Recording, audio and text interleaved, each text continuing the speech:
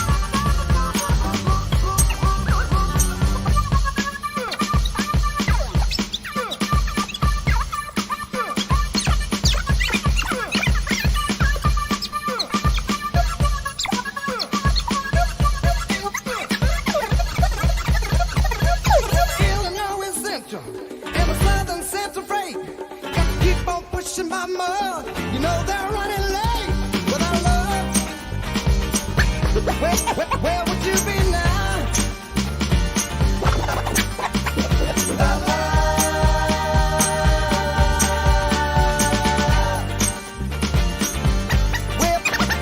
Where pistons keep on turning and the wheels go round and round and the steel rails are cold and hard and the miles that they go down without love.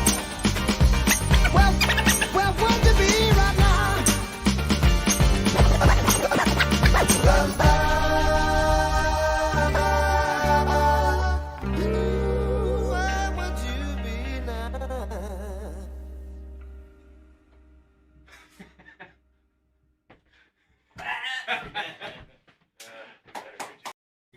There you go. That is the world's longest introduction ever. Thank you, DJ Scratch Bastard, DJ Chris Carnes, DJ Scratch Bastard from Canada. And welcome to Letters from the Long Box, episode 18. I know it's been a minute. It's been about a month or I don't know how long I've been quarantined, but I'd like you to all say hello to Mikey Sutton. Mikey Sutton, say hello to the fine folks. Hello, TiVo. Finally, I'm on the air with you. How long has it been? First time we've been talking for like 2-3 years now. First time you've ever been live on the Lord's Show.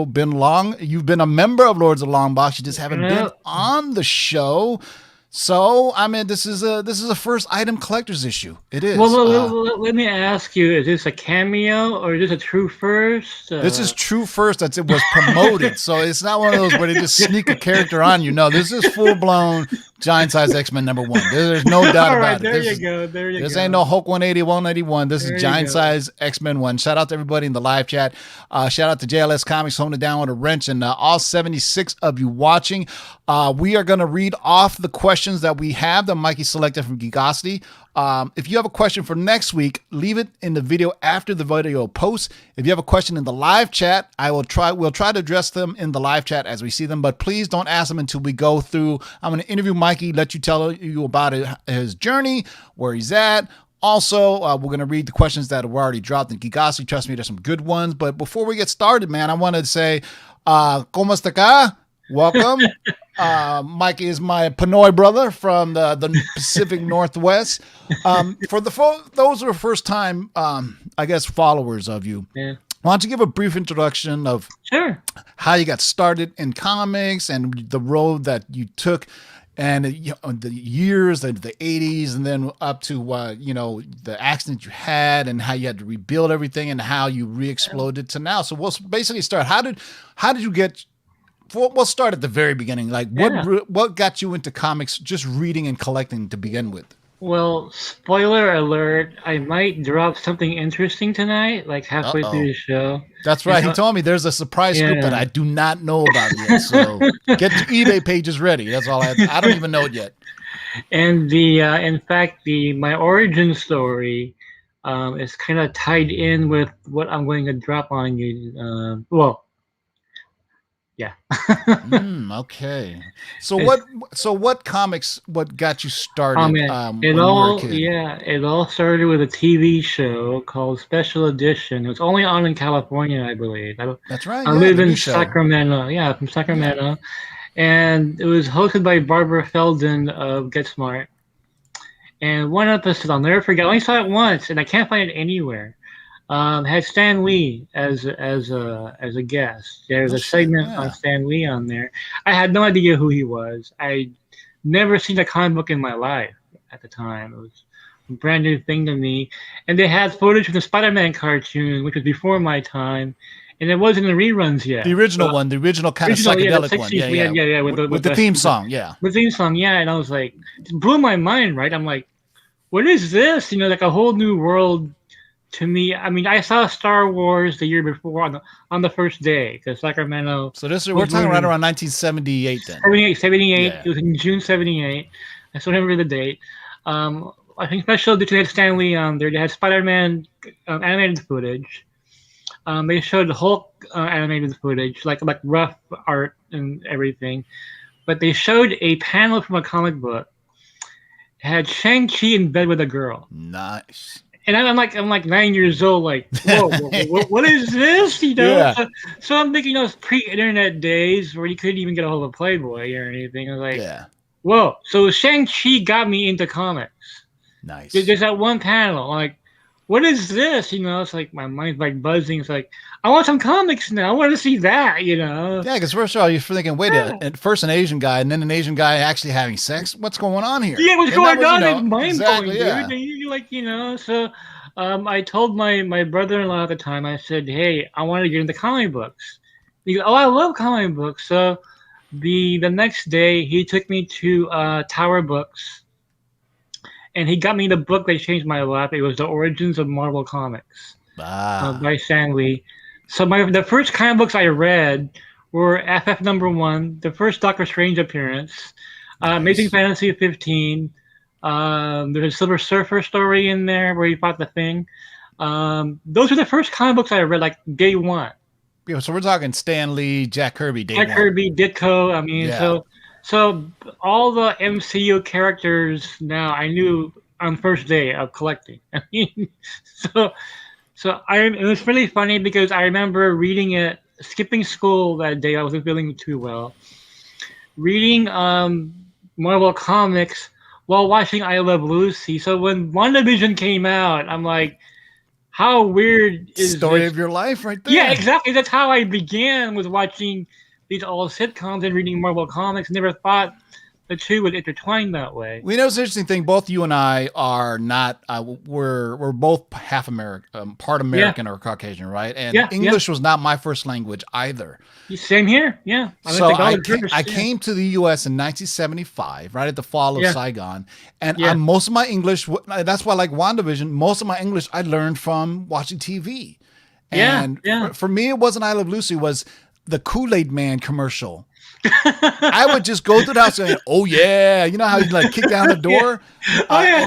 I was like my first, and then as a kid, I mean, literally TV, and then that's what taught me what English, and then I remember what really taught me to read was reading comic books. But go ahead and finish. So after reading the origins of Marvel Comics that morning, finished the whole book in one day. It had a Shocker versus Spider-Man was in there, so I had John Romita was one of the first artists I saw.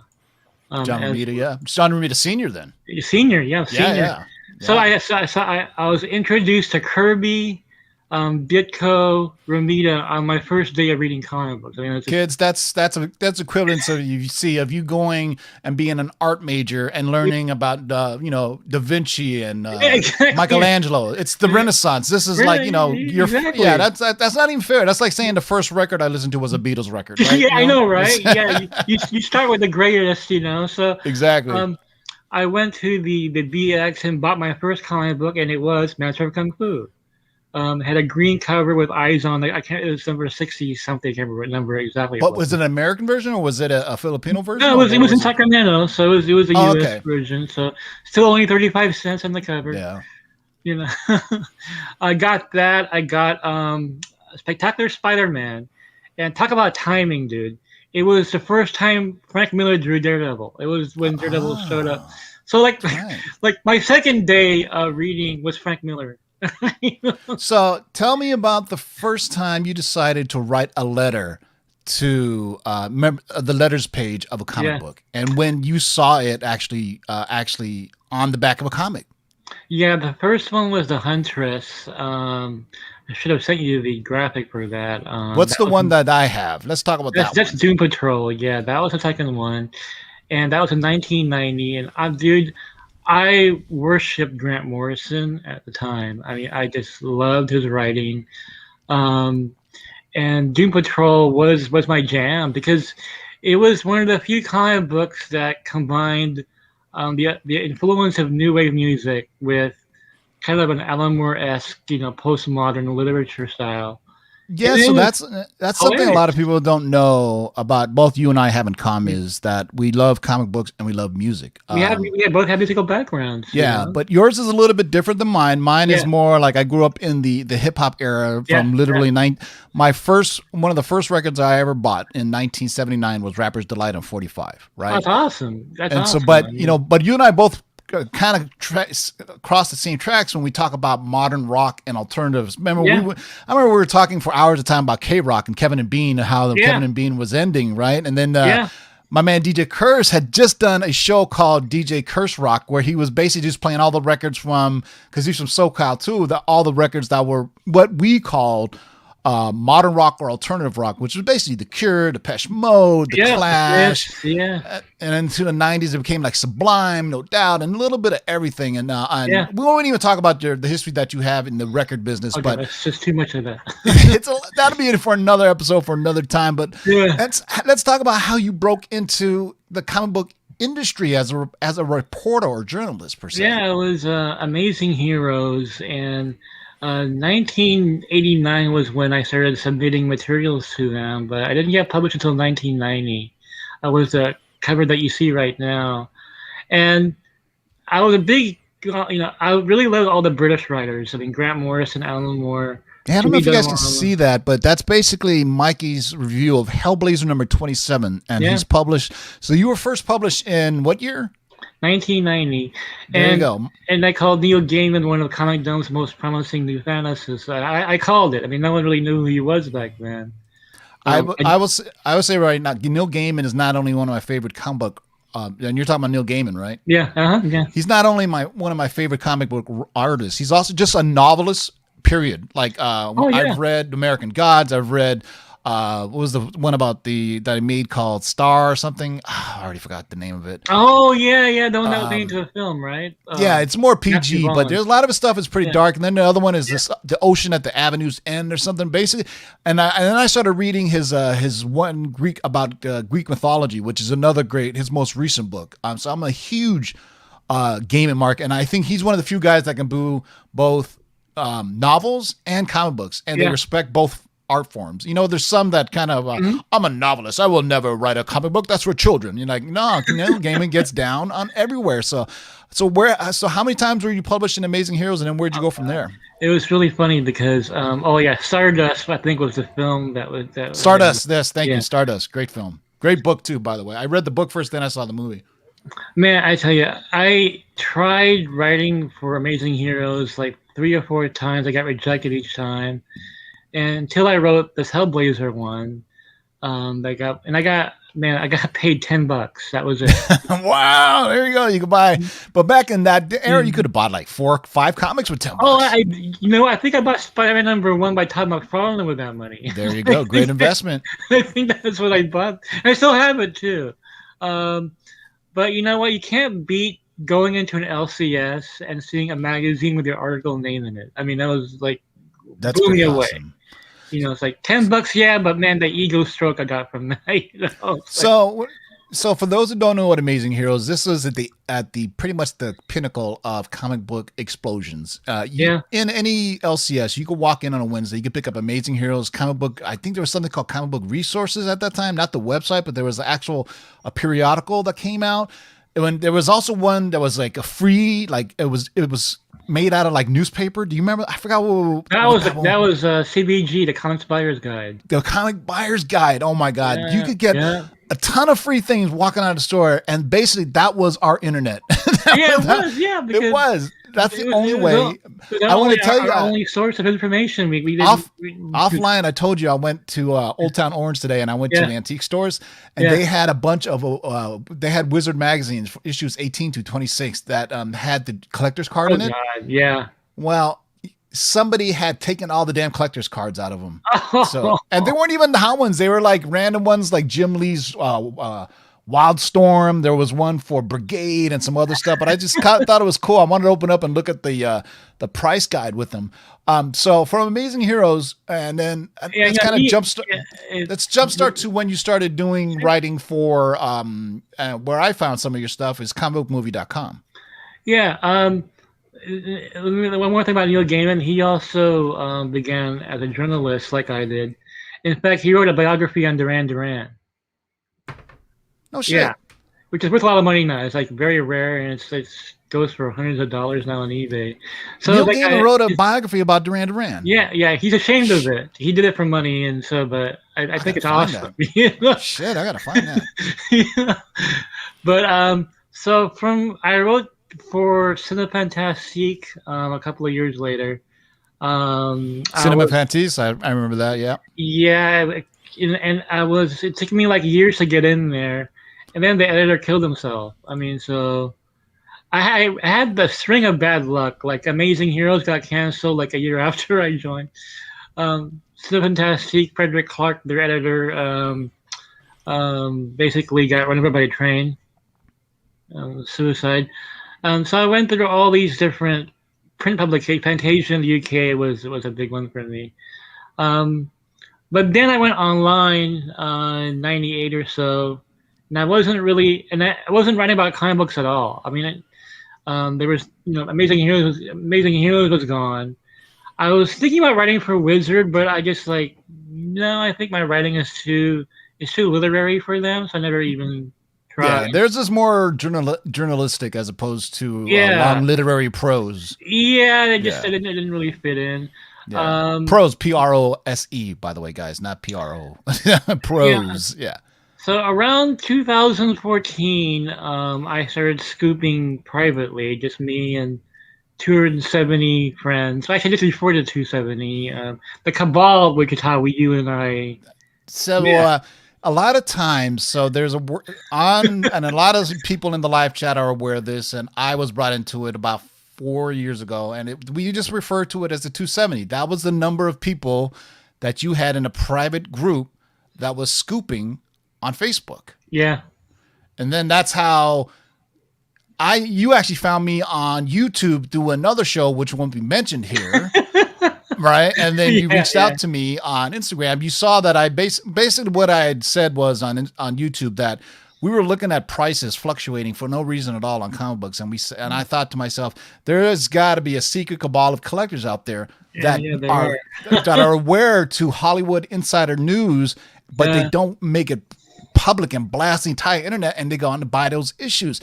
Those days are long gone, by the way, because now anybody who has it, people know about it, they immediately buy it up, they tell their friends, and the race to be first is kind of just overwhelming. I mean, we're kind of to blame for that, but sometimes it's not being first, it's being accurate. Like, you will give me a scoop that will say 2 years ago, and it doesn't come to fruition for another year from now, but it pays off because you got it for $5. So and so that's how Mikey saw the Lord's being talked about by another channel that for some reason doesn't talk about us anymore, but we won't get into that. But the jealousy and the envy is definitely there, and we do our own thing, and we've been rocking with Mikey and the Geek, and then now you got geekositymag.com, you got Geekosity Mag on Twitter, and you have the Geekosity affiliates like Sil Abdul. You got our small screen, which I collaborated with Matt Jarbo. I've been on Matt Jarbo's show. Also, can't forget the guys you first started with, the guys from New York. Pete's Basement. In fact, Pete's I was about Basement. to mention them. I've been rocking with Pete's Basement too. Great guys, man. They never wear sleeves, so it's kind of weird. I don't know. They were the first. They were the first comic book YouTube show I had ever seen, and I thought their show was hilarious. Shout out to Aegis Comics of Alaska for the $20 super chat. Appreciate you. Just for that, we're gonna get since he gave us $20 super chat, we'll answer any question you ask us. And since he made this video, we're gonna play this real quick, Mikey. Hey guys, it's Lou here, your out of shape comic book collector, and I'm welcoming you to another episode of What to Put in Your Box. Oh man, you're not gonna believe this, dude. Your book came back a 9.8. A 9.8 karate kick! Oh. Hey guys, it's Comic Lou here, and this is another episode of our Top 10, where the comics we talk about, ironically, are on my eBay store. And I'm here, joined by the comic sensei from Alaska himself, Kevin. What's up, guys? We got our top 10 books. This is on our top 10 here. It's Peach Momoko. Peach Interesting. Momoko! Wanna take a look? I love Peach Momoko. I love Peach Dude, dude, it's my book. Dude, stop! It's my book! Dude, stop! Man, I'm T-Ho from Lords of the Short Box. Screw that guy, British style. Yo, DJ Curse Words, kick it. First things first, I'ma say all the words inside your head. I'm fired up and tired of the way the things are. Man, what the fuck is that? You gotta love it when your friends parody you. You gotta just say hats off to shout out to our friends at Aegis Comics of Alaska. What that is awesome. I love that. DJ Curse Words in the house. My friend Aegis Comics. So let's get right to it, Mikey. We got about 6-7 questions that you pulled from the Geekosity's site. This is probably from the last month or so, right? Yeah, it's been a while since we have done this. All right, so let's say, hey, if you get your question answered, you got a Marvel No Prize headed your way. First question, for Mikey, is from Salvador Villarreal Jr. Will the Snyder Cut be a part of DCEU canon, or will it be its own universe? Initially, when the Snyder Cut was officially announced, months after I had scooped it, it was going to be the official DCEU canon. I mean, that's what they were leaning towards at the time because the social media enthusiasm for the film was so strong. And The Rock and AT&T were like really pushing for that continuity again because The Rock is friends with Henry Cavill and he really likes those films. So, but there's been a sea change. I mentioned this in a new article on geekositymag.com where I was asked to not name names, but I did anyway. Go for it. Name them. Walter Hamada and the Toby, what the fuck is his Toby Emmerich. Emmerich, I think. Yeah, basically the heads of Warner Brothers Studios. Yeah. Yeah, I was told, hey, don't mention the executives' names. Who, you know Too what? late. I said, I will. Because, I mean, there are times where, most of the time, I will say, okay, I won't say a word, but I did say, hey, who am I hurting if I say this? Well, you might upset some people there, but am I going to hurt my sources? No. Okay, well then I'm going to say it. They didn't like the Snyder Cut, And that's actually came out recently that, yeah. The reason the Snyder Cut never came out, and I hate to say it in this context, but, Yeah. I think the official story is that Zack Snyder's stepdaughter passed away, and that's why he stepped away from the film. But Yeah. if you remember, 6 months after he stepped away, he made another film. So, Mm-hmm. and shout out to Sil Abdul, and the Snyder Cut people are very passionate. But 4 hours more of, did you see the Mother Box trailer that dropped? That little. No, I haven't had a chance to see that It yet. is the most depressing, coolest video I've ever seen, right? He says there's a million Easter eggs in there, but he picks the most sad, depressing music ever for it. So there you go. So you think Snyder Cut is one and done? Yeah, it's one and done. Well, okay, let me explore that a little bit further here. It has It's one and done with Snyder. It has to succeed. It has to succeed. Now, if he does get more projects, it'll be for HBO Max only. He's not going to get a theatrical. Now, I heard you and Small Screen talking about this, that Snyder isn't getting paid to do this, is he? He already got paid for it. Yeah, he's not going to get paid for it. He really wants to get this out there. I mean, look, whatever people feel about Zack Snyder, he's very passionate about his work. Yeah.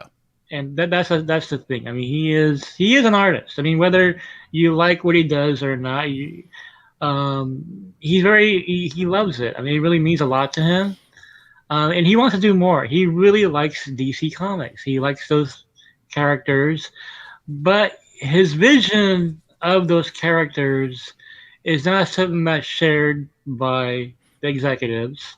Yeah, because if you think about it tonally, Wonder Woman and Aquaman are tonally very different from what you saw in Man of Steel and what we expect to see. So we should read into the article or the YouTube video where he's being interviewed by some fans, and he's saying, if there's a Justice League 2, it won't be with me. It almost sounds like they'll go ahead and make it, but it doesn't seem with him, because they have other plans. So we'll see. I mean, there's still, I think a lot of what you're saying is a lot of what we're saying too is, let's wait and see what happens. And what do you think the measurement of success will be? More subscribers? Because there's really not a pay metric to put on the success of Snyder Cut, right? Not box office there is. tickets. They want to see how many subscribers will be attracted by having, and then also the social media reaction. But here's the thing: Godzilla vs. Kong is coming out 2 weeks later.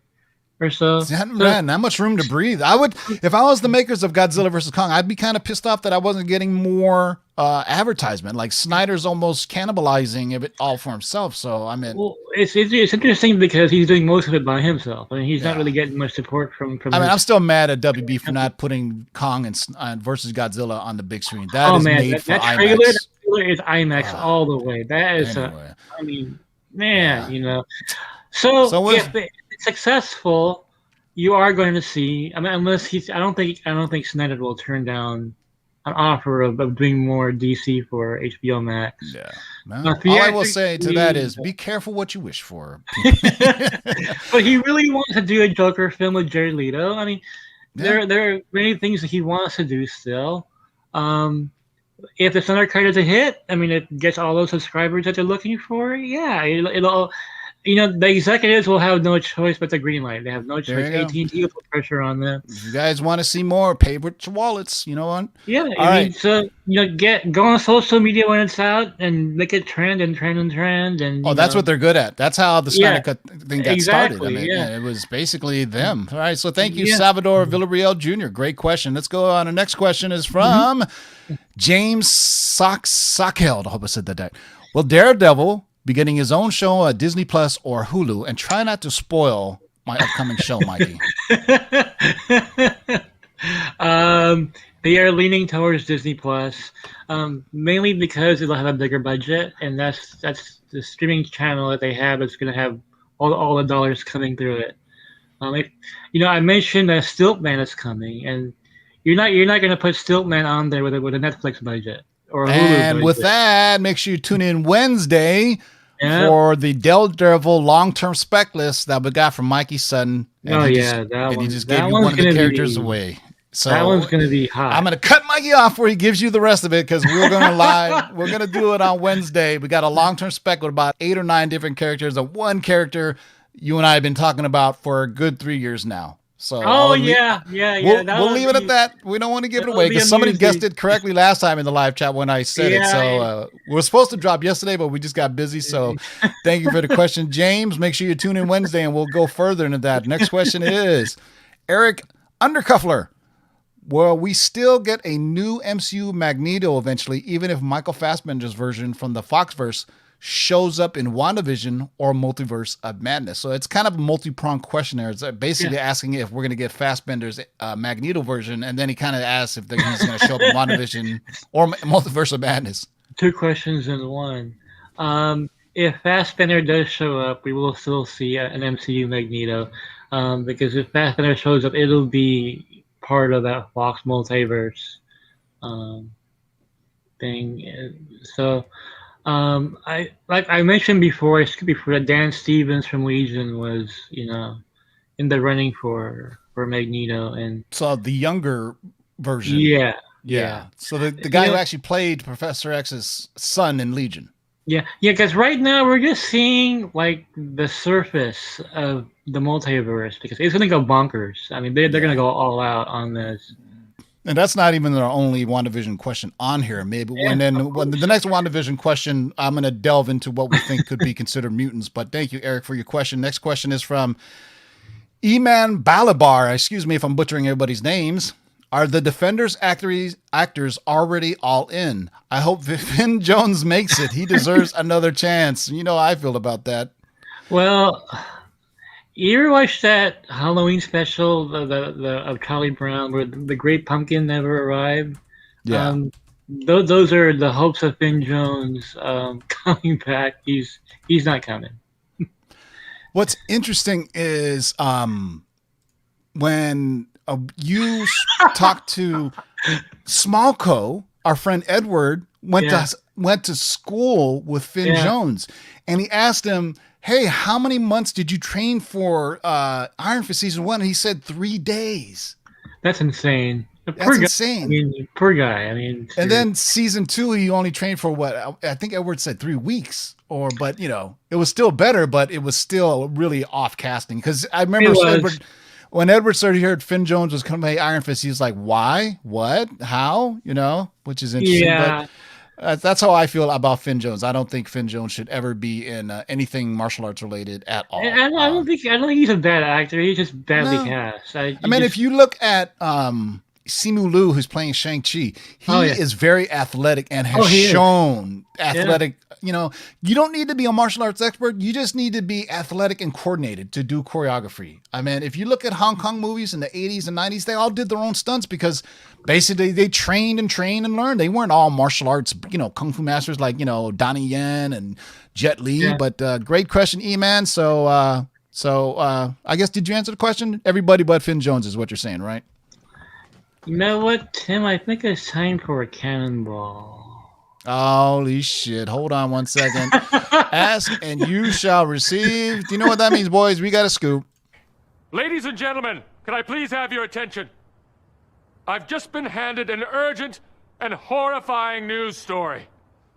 And I need all of you to stop what you're doing and listen. Cannonball! All right, Mike, you dropped the scoop on him. Okay, this is kind of first of all, I want to respond to this scoop that came out, I think 2 weeks ago about Big Hero 6. There was a scoop that came out that they were going to be in the Marvel Cinematic Universe. That was widely reported. It wasn't widely reported. It was debunked 3 days later by Variety, who said, nope, that's not happening. Big Hero 6 are not going to be, there's no plans for them to be in the MCU. Disney, Pixar's going to do more things with them or whatever. But in the original scoop, they mentioned the new Agents of Atlas could be possible destination for the Big Hero 6. And so if the Big Hero 6 scoop has been debunked, I will debunk the other one myself, because right now, new Agents of Atlas is not being developed yet. I mean, it will be, but not yet. Now, what I will tell you is this. They are going to gradually build towards new Agents of Atlas. I mean, you have Jimmy Woo already running around. But they're going to do it like the Avengers. So you're going to get certain members being introduced one by one, and they all form together. I mean, it's the MCU formula, and they're going to do it again with this. Now, the scoop I have for you is who's going to show up first. Oh, Shang-Chi, obviously. And where is it going to happen? So, and this is part 1 of part 2, because our Geekosity mag will have part 2. Nice way to tease them. I'll give you part 1 of who the character is going to be, and both characters are going to be introduced in the same film, at least in discussions right now. Before I say this, though, I want to clarify that the Agents of Atlas film has not been greenlit yet. There's no development towards the movie yet. They're just getting the characters introduced first. That will come later. Right now, Kevin Feige has got his hands full with all the Fox properties coming out, and of course Deadpool and everything else that they're doing. So, Agents of Atlas will be a thing. Let's put it that way. Yeah. Okay, but the first character that's going to show up, and this character will debut in Shang-Chi 2. I got eBay up right now. Go ahead, give it to me. I don't even know yet. And it's a character that I think that you like. I'm pretty sure. Stop teasing me. Give it to me. Swordmaster. Nice. So Swordmaster is one of those interesting characters that appeared in a game first. Yeah. So Swordmaster appeared in a game first and basically was marketed for the Chinese audience, but then he is eventually makes his first appearance, and I think that War of the Realms new Agents of Atlas. But go ahead and okay, that's awesome. Who's the next one? Yeah, the next one, like I said, we will post it in geekositymag.com in a couple of days, and it's gonna be huge, I think. But I don't know which one is more popular amongst these characters. I know Swordmaster had a lot of hype when he came out. Yeah. I was watching your show and all the discussions of, hey, his first appearance, and everything. So, so that's my scoop. So Agents of Atlas is going to be a thing. I don't know if it'll be a film or a Disney Plus, but the characters are going to come out first, one by one. So we got Swordmaster, obviously Shang-Chi. Yeah. Any others you think of right now, or is that it right now? That's it right now. Yeah. Yeah, so there's a ton of them that are in there. So this all kind of leads to what Kevin Feige's been saying. He's kind of been hinting at it. Specifically, he said Southeast Asia, which does not mean Korea, Japan, China. I mean, literally Vietnam, the Philippines, Malaysia, Singapore. All those are specifically Southeast Asian. So I can see if Shang-Chi blows up the way it does, that, definitely there's a world, and they've been building to it in the comics for a while now with obviously Wave, Luna, Snow. There's been the other second Filipino superhero, Seamaster, I believe her name is. Sea Hunter or Seamaster. So we've talked about ad nauseum before how big the comic book collecting world is in the Philippines. Miko Siwan, Wills Pertasio. I mean, the list of artists goes on and on and on. So Lionel Francis Yu. So speaking of Filipinos, Bam Marciano asks. Bam Marciano is actually Mikey Sutton's. I'll let you explain who he is. Yeah, but anyway, he's my agent in the Philippines. There you go. We were discussing this on chat. I said, why don't you just ask me on Lords of the Long Box? Yeah, so Bomb asks, what's the current status of Jennifer Lawrence in a Fantastic Four film?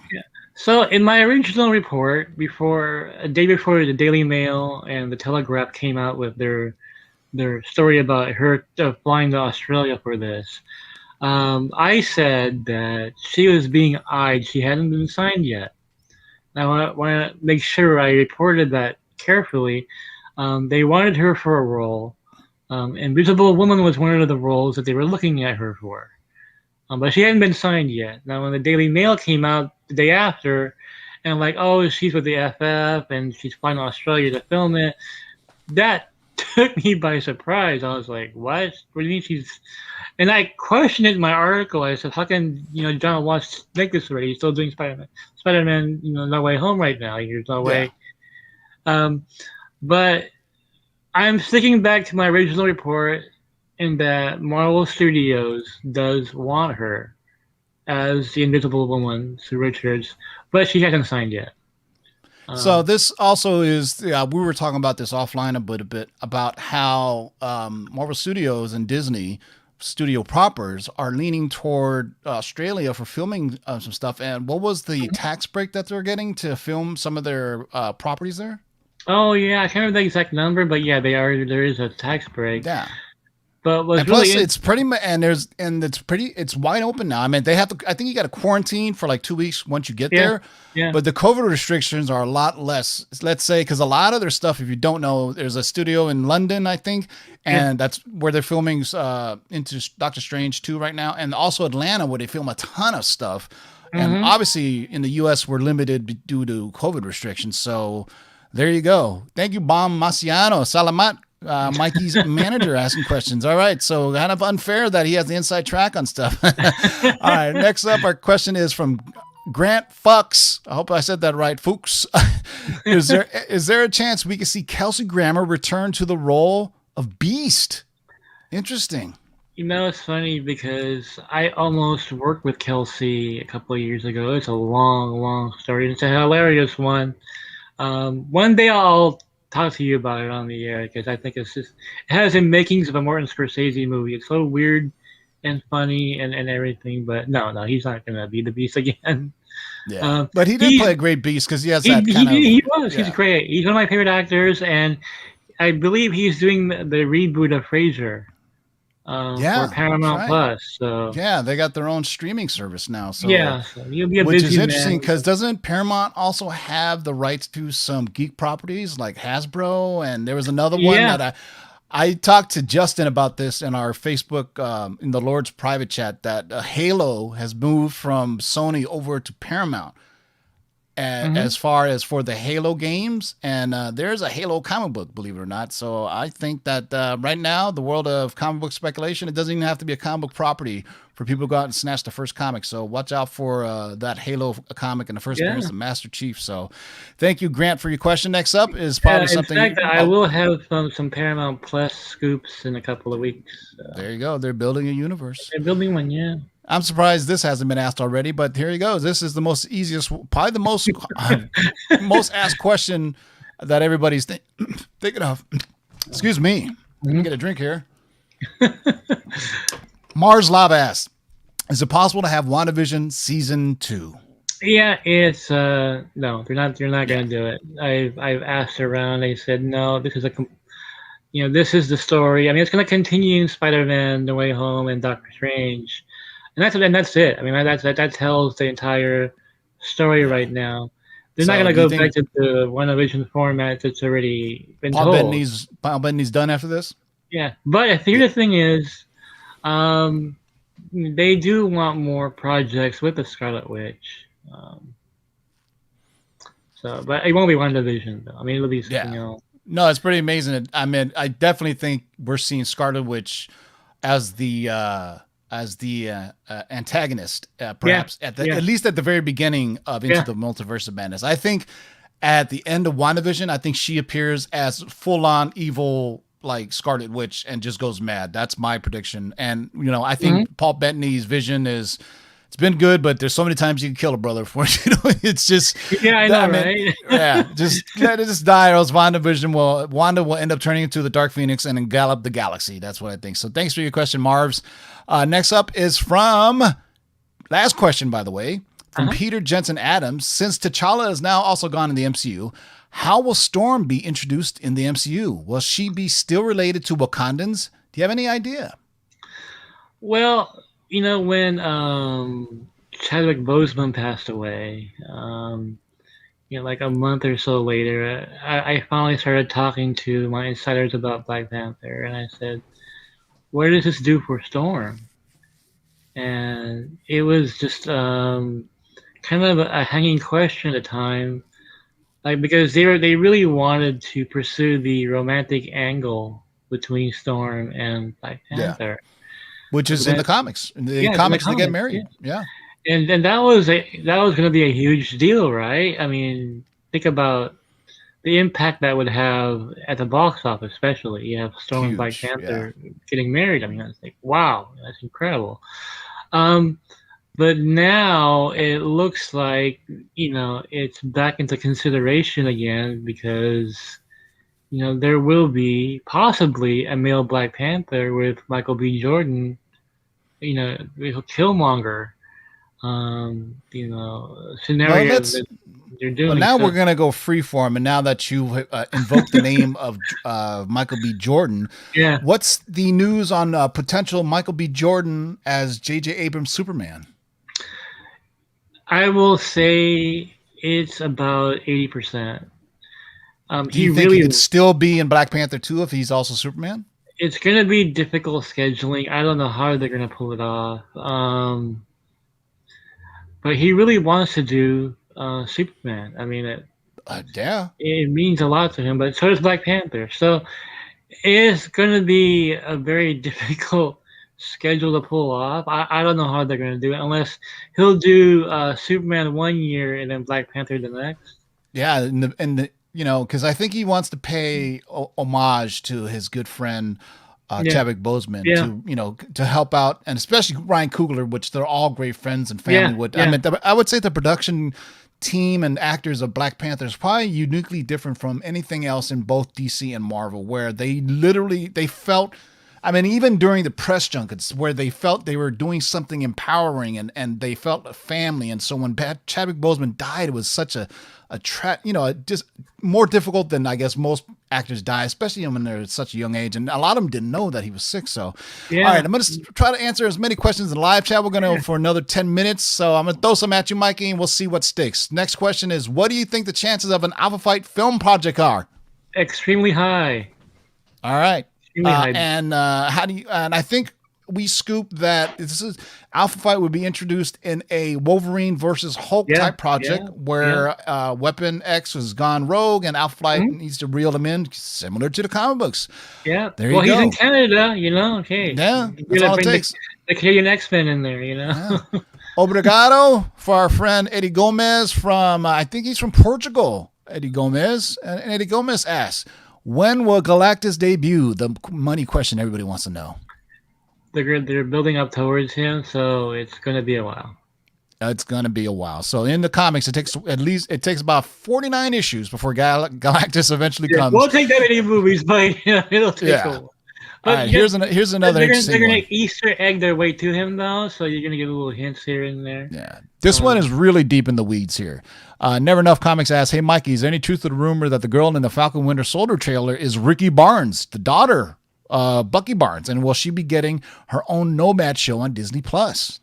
I do not know. I will. All right, fair enough. Yeah. All right, let me pick out some other ones. This one I think we both kind of messed with a little bit. I think we both have an idea who we think it is. Any word on who Tenoch Huerta is playing in Black Panther 2? Oh, yeah, didn't we scoop this before? Yes, we did. We think it's either White Tiger or Casper Cole. Yeah, it's Casper Cole. There you go. So it's Casper Cole. It's that Black Panther black and white issue that is super hard to find. Here's something that you teased, Mikey. Cover Lover Comics asks, Hasbro Cinematic Universe, G.I. Joe versus Transformers with Basing. What do you think of that? I agree. What do you think? I think we've scooped this before. Yeah, we did a couple of times. I gave an update on it as well. They're going to do it. They're Yeah. going to do it. And It's their two biggest franchises. Yeah. They've kind of had a introduction in movies, but I think we scooped that Snake Eyes is kind of rebooting it all. It's Yeah. going to reboot the G.I. Joe world. Beetlebee was somewhat of a reboot of the Transformers world, and together there is a G.I. Joe versus Transformers comic where they first meet for the first time in Marvel that came out in the 80s. It's a 4-issue miniseries. And Here's a this is- question. Yeah, it's one of those things where, again, it's going to be a build-up to... Yeah. But here's the thing, I got to bring this up. You know, we could have had this years and years ago, but Michael Bay didn't want it. Yeah. He didn't want G.I. Joe and Transformers.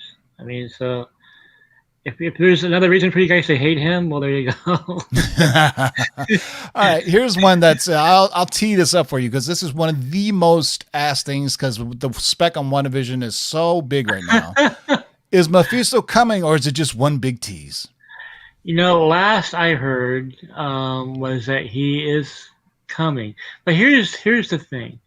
I mentioned this before in one of my scoops that Spider-Man No Way Home is heavily influenced by One More Day.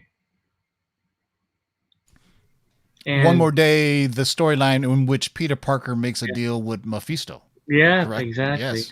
So if WandaVision is going to lead into that film, you're going to have to introduce Mephisto along the way. Yeah, because there's it's been kinda so weird. many devil Easter eggs in WandaVision Yeah, that it's yeah, like, okay, they're either trolling us big time or they're really telling us something eventually is going to come. Yeah, the thing about WandaVision is that there's been so much misinformation that was intentionally distributed to throw us all off. I mean, Yeah. and they do this to throw off the scoopers and to throw off any leaks or anything like. And I, you know, how fitting it is for a show that does that to its viewers as well. Well, I think also that because it's episodic storytelling, Yeah. weekly episodic storytelling, Yeah. it leads to a lot more spec as opposed to something Yeah, that you yeah. binge. Here, I will. This Joshua's been asked this about 10 times in there, so I'll just read it out there. With all due respect, Mr. Vo, I disagree that Superman is not relatable. He is relatable when you consider he is essentially hated and an outsider in the world he lives in. That's an interesting take. Well, Everything I say is in context because when I said Superman is not relatable, I say it's because Peter Parker is more relatable, being that he's a teenager. He's got to go to school. He can't get a girlfriend. He can't keep a girlfriend. He has to pay rent. I cannot relate with an overpowered alien from outer space that comes down and is all powerful, you know, but Spider-Man is much more relatable because Stan Lee wrote his characters to purposely have flaws in them, right? If you think about it. And you think about the Thing. He's big, strong, he's strong, but he's a rock, and he just wants to have a normal life. I mean, those are some of the characters. And that's what I mean by Superman. I didn't think a lot of people don't read Superman either because they feel, or they just think he's too. I mean, if you think about the villains in Superman films, I mean, where do you go from here? You just had Doomsday, basically an overpowered Kryptonian. I mean, you know. And then you basically had Lex Luthor, what's his his the bane to his existence, because Lex Luthor was just smart, and maybe that's why it's if you go think about it, Superman comics don't sell well either, right? They have their moments, but the really times they only sell is when he gets killed. Right? Yeah. Bring on the death of Superman, and he gets and it just happens. So there you go. So that's why. That's why I say Superman is not relatable. I agree with you, but here's the thing: what I feel about Superman is that he's not meant to be relatable. That's why he's Superman. He is what we strive to be, what we should be as people, but we're not. It's like me saying, Silver Surfer is not relatable, but I still love him. He's a powerful, But that's my thing about him. Well, so I didn't know. See, here's the thing: DC and Marvel. An old college professor told me this a long time ago, and I still remember it. He said, I've always liked Penthouse more than Playboy, because Playboy had the supermodels that you fantasize about, but Penthouse had all the girls next door. And plus they showed pink. Not to get too raunchy for you, but DC and Marvel, that's how they differ. Yeah. In DC, the superheroes are gods. That is, Whereas- well, even and you think about Batman, who's just a Yeah. normal person who's super rich, but he's also billed as the best detective in the world, right? Yeah, You know, exactly. so He's got I always find it everything. hard to believe that he can kill Superman with a kryptonite bullet, but Superman is all powerful. But here's an interesting question, since this is kind of where we got our exposure to the world. Yeah. Danny Seed asks, is the Sony buyout still happening? And I got another follow-up question after that. Why don't you answer that one first? Not until after all this COVID stuff is gone, Yeah. and It's hard to put financials valuations on are back in companies and stock swaps. order. Yeah. I mean, at the time there was momentum towards it, but not at the moment. I mean, Yeah. Disney lost a lot of money with all the COVID that's going on. So, And speaking of buyouts, eventually they will be. I will say this: Sony will be bought out in a couple of years. yeah. So, But, so all this basically, and we can kind of piggyback on this and saying that you are reporting that Sony and Disney have struck a new deal for Spider-Man, right? Yeah. And Tom Holland was talking about the new arrangement. I don't know the exact details of it, but We're going to get a lot more Spider-Man in the upcoming years. Exactly, but basically. what I do know is some of the things I discussed in the past, there's going to be more back and forth between the two studios in terms of involvement and having films take place in the MCU. There's going to be more back and forth, and I heard that was part of the new arrangement. Well, if you watched our Cover Price Shaker show last Thursday, Madam Web's first appearance hit an all-time high of $1,200 in a CGC 9.8. So somebody from Sony knows something, or somebody just has a lot of money to spend and just doesn't, and is a big fan of old women. Madam Web. So the spec is they think that the Spider-Verse is literal in multiverses in Spider-Man 3 is what I think that spec is about Madam Web. Madam Web won't be the old lady that you saw. She'll be kind of like they did with Aunt May. All right. Hey, thank you, Anthony Debo. We got a $5 super chat, and Anthony Debo asks, should we expect X-Men in WandaVision? I kind of think you guys already got that answer in the last episode, but what do you think? Yeah. I think that Wanda Maximoff and Pietro Maximoff were literally, spoiler alert, if you haven't seen the last episode of WandaVision, they're mutants, right? It pretty much changes this MCU origins where we thought that let me get this right this time, the mind gem gave them their powers. What we see after that episode, we see Wanda already had powers, and everybody else who touched the Soki's scepter died, and those two were the only ones that survived. In the Marvel comic books, before they made up this whole story about the X gene and everything else, anybody born with powers in Marvel comics in the 70s and 80s were considered a mutant. Yeah, you're a mutant. Yes, if you're born with powers, you had the X gene, you were a mutant. That's why Franklin Richards is considered a mutant when he was first born, because everybody else had powers somehow, right? Super soldier serum, bitten by radioactive spider, gamma rays, or whatever. But if you're born with it, then you have mutant power. So I think yes, you've already seen X-Men in it, but thank you for we got another $5 super chat. It's really interesting because when I was watching the last WandaVision, I couldn't help but think that if Kevin Feige had the rights to Dark Phoenix back then, he would give it this kind of depth that he gave Wanda, and how power can consume a person, the way, and how she can control it the way it happened to her. Imagine if Kevin Feige had the Fox characters and he was able to do the Dark Phoenix saga. It wouldn't be taken over in just one film. It would be told it would be a series over of films. 5-10 years or so, right? Yeah, it'll so thank you for the up. question. Michael Benson, $5 super chat asks, any Morbius or Venom 2 update? It's kind of weird that we haven't seen any trailers, right? We were close to getting one at the Super Bowl, but then it got pushed back. What are you hearing about Morbius or Venom 2? Nothing at the moment, but I am looking into it. So stay tuned. Victor Gig, $5 Canadian super chat. Hey, TiVo, Mikey, ever met in real life? And what's up with the James guy from Geekosity? Well, James Simon is the editor of GeekosityMag.com, as well as he does some video editing. He also done some video editing on one of my videos. So there you go. He's a web designer as well. Web designer extraordinaire. And he'll maybe doing some revamps to the Lords of the Longbox website as well. So if you want to write for Lords of the Longbox, shoot me an email and see what you got, man. We're going to do the Lords of the Long Box website will be when the world of entertainment and comic books meet. And that's what we're going to write about. So there you go. So basically it's how comic books and the world of entertainment meet. And no, Mikey and I haven't met for the first time. We were going to meet at Emerald City Comic Con last year, but this year or last year, but it got canceled. Yeah. So the pandemic hit. Yeah. I was going to come up to Seattle and I was going to go to, me and Mikey were both going to go to Emerald City Comic Con, but 2020 happened and man, it's gone crazy. But, I was gonna have you check out I shouldn't say about the prices over here. So we'll just talk about that. But you know what? I think even the prices now have changed. The 2020 has changed a lot of things. So thank you for super chat. Keith Newman asks, $4.99. I think I know the answer to this. Is Luke Cage coming to Disney Plus or the MCU? He's coming to the MCU. I mean, they want Mike Coulter back. I mean, they at first I wasn't sure if they were wanting him back, but I'm hearing they do want him back. Basically, so it's everybody but Finn Jones, right? Yeah, he's all man out. I mean, it's like. Well, I mean, we got some great casting here, except for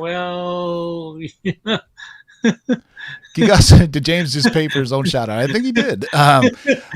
One more question. Another question from Eddie Gomez from Portugal. Obrigado. Anything about Thunderbolts and Excalibur? Yes, I've been really excited about Excalibur. You know, man, I was so skeptical about Thunderbolts for the longest time. Because of the whole Norman Osborn thing. You know, the way that was scooped back then was Norman Osborn was going to be the big bad. I'm like, that's not going to happen. I mean, it's a Sony property. I just couldn't see him being the big bad. I mean, what if Sony and Disney had a dispute? You have all these films building up to something, and they pulled the rug from him. Yeah. So, but Thunderbolts are coming. Whether or not they're going to involve Osborn is I'm thinking not. But. Well, for those who read the comics, Fisk, the Kingpin, is now the leader of the Thunderbolts in the current King of Black run. I wonder why.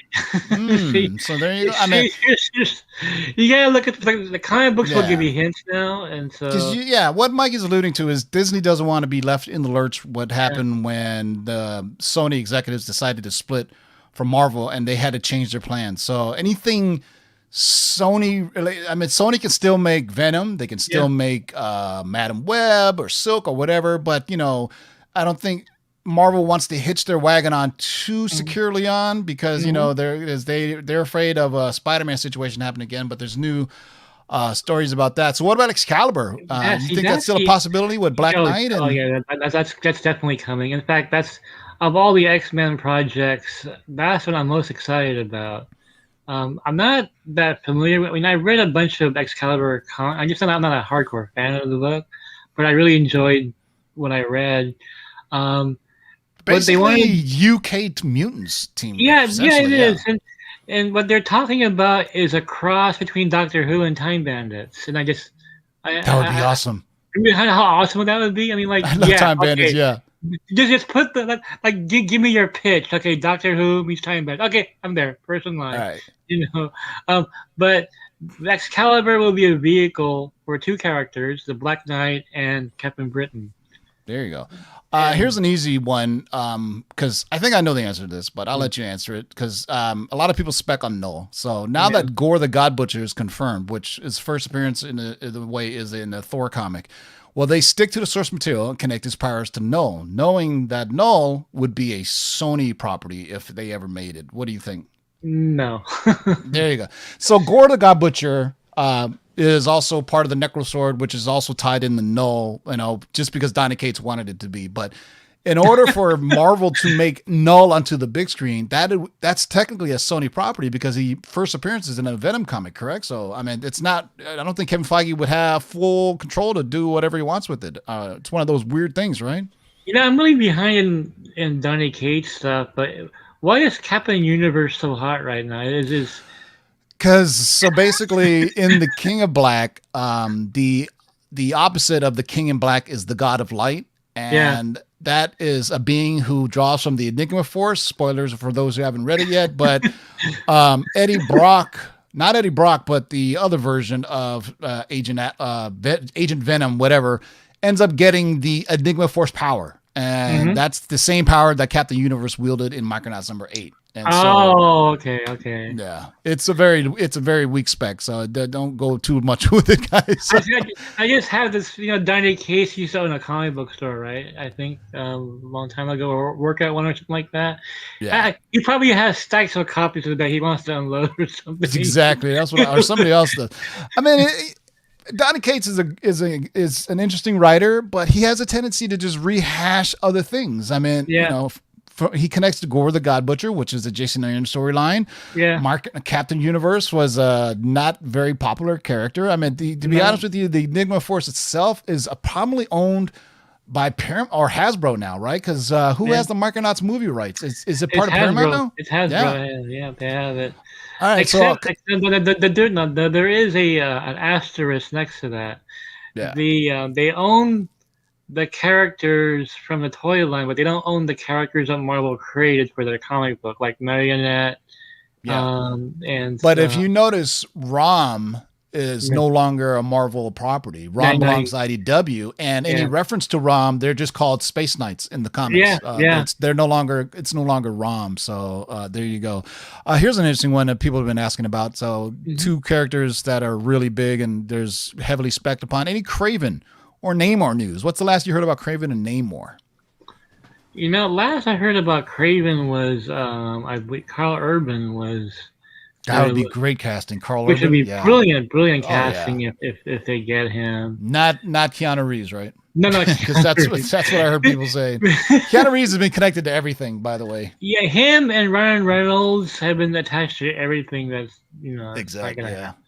And what about Namor? Last week, one of the first scoops we ever did from you was The Namor. Rock as Namor. And we haven't heard anything since. There's rumors of Namor and perhaps Black Panther 2, part of the Illuminati. Have you heard anything about Namor? You know what? Not lately, and it's really interesting because when you and I first started doing this, I heard about Namor all the time. Yeah. But recently I haven't been, and I think a large part of it is because there are so many Fox characters they're going to put out there right now. But Namor is trust me, he's going to show up. Yeah. In the next 4 or 5 years, he's going to show up. Sorry, Power Comics, no null in the MCU. I don't know how to explain this. As I always tell people, that anything that gets debuted in a Spider-Man or Spider-Man related comic, Sony pretty much has the rights to, for cinematic film rights to. Marvel would have to, and we just explained to it that even if Marvel wanted to use null, if Sony were to decide to split, then Marvel would be left in the lurch. So in any major storylines, they were like, damn it, we had this plan with null. I mean, you saw it happen with Spider-Man right before D23 last time. Was it last year already? Was that 2 years ago? Gosh, I can't even remember. Yeah, man. Another one, and I think we know the answer to this. Will Storm Shadow get his own film if the Snake Eyes reboot does well? Yes. Yes, that was an easy one. I mean, it's almost this year has been weird where it's like COVID happened and trailers we should have gotten, we haven't gotten yet. And so it's so weird. But now with the new Paramount streaming service, I think you're going to see studios are saying, hey man, we need a backup plan just in case theaters shut down, again, do this. So you got Paramount, Peacock, Disney Plus, HBO Max. Hell, there's probably 3 others that I haven't even mentioned yet that are on the horizon. All right, we're gonna do a couple more as I promised, and we're already 10 minutes past. So one more. Any news on our favorite Cajun Gambit? Not lately. I did mention before about Disney Plus series for him, and that's still in the works. Yeah. And one more question before we leave, and I think this is a big one, and we'll do a DC question here. And I kind of saw what your answer was when you were on Small Edward's show. Yeah. Any news on Green Lantern HBO, Green Lantern Corps on HBO Max, and which characters are going to be in it? Well, other than the ones they've already announced, I heard they are going to put Hal Jordan in there, but they're going to make you wait for him. So basically, we've heard all of them except for Jon Stewart and Hal Jordan up to this point. We're going to be in the Green Lantern Corps, right? So we got Kyle Gardner, Kyle, whatever, the guy with the bad haircut. Yeah, the guy with just the bangs to go across. I forgot his name. But I remember Guy Gardner. And so you got all the Green Lantern Corps. So, and then for suspiciously, Hal Jordan's name wasn't really announced. Like they were holding him off for hopefully to appear on the big screen first, but why not have him show up later on in the Green Lantern Corps? And maybe they could do the origins of the Green Lantern Corps, then talk about and just do it vice versa. I don't know if Hal Jordan has been a Green Lantern for a long time, but you're saying eventually he's coming on then, right? He's coming on, yeah. And, Greg Berlanti is going to have his own little toy box as well on HBO Max. Oh, you know what? Greg Berlanti needs a better budget. I think he can do great things if he would have better. I mean, he's doing Superman and Lois, right? Yeah. Yeah, I mean, you know what? You could already tell the quality is better with the budgets on there. I only saw the first half hour of it so far, but look at the camera work in there. That's not your CW camera work. That's HBO Max. This is one of the levels I put on. It's DC Universe, CW, and then HBO Max, it seems, and then obviously the movies, because there was some DC Universe shows, like first few episodes of the Titans, where the CGI was awful, but then you had Swamp Thing that was a lot better than CW, and then it got canceled because it cost too much. So there you can kind of tell where it's money involved. So that's interesting. So, all right, one more. I lied. Okay, because I want to talk about this too.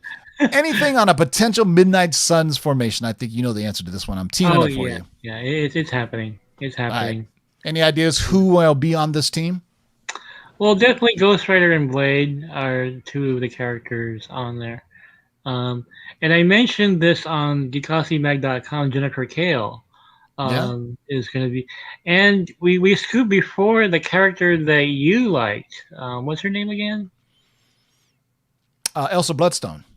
Not her. There was Satana. She appeared in the Howling Commandos or whatever that was. Oh gosh! Oh, I forgot her name. I'm blanking on her name. She was. I'll tell you right now. So she was already Howling Commandos of S.H.I.E.L.D. Somebody in the live chat has probably already said it, but I'll tell you right now, she was rumored to be on the show already. Let me pull it up. She's definitely coming. Glyph. That's it. Glyph. Glyph is her name is Nadine Hassan, is a young teenager. And she was part of the Glyph is the name of the supernatural character. So Elsa Bloodstone is another one we talked about. This is, I mean, what's fun about WandaVision is the first time we've actually heard them mention witchcraft and witches. Yeah. So that's totally different from what Doctor Strange considers mystic arts, right? We're talking, we haven't even talked about WandaVision, but essentially, Agatha Harkness is learning dark magic. But who is she learning it from, right? I mean, I seriously doubt it's Dormammu, but there's got to be a dark source for it somewhere. So we'll leave it at that. So the next Friday afternoon, Edward and I will be talking about the WandaVision episode 9. Let me ask you, Mikey, how many episodes do you think are left or minutes are worth of WandaVision you think is left? Edward Lauder from Small Screen mentioned about a secret 10th episode. Yeah. And I believe it's something that in one of the advertisements they said like 2 more episodes or something like that. Disney Plus UK posted on the day of the 8th episode that they said, here, check out the 8th episode with 2 episodes left. So that's 10. But then people are just saying, and I did the really crazy dump of math where I went off of what the showrunners and Kevin Feige said, where they said this is a 6-hour show. We have 6 hours worth of material to show you. And so essentially what we know that episode 9 is going to be 50 minutes long. Yeah. With that being said, that would leave 60 to 70 minutes for full 6 hours. So, and let's just use your own common sense. Is there enough to tell the rest of the story in one 1-hour episode? I have an issue with that because I don't think there is.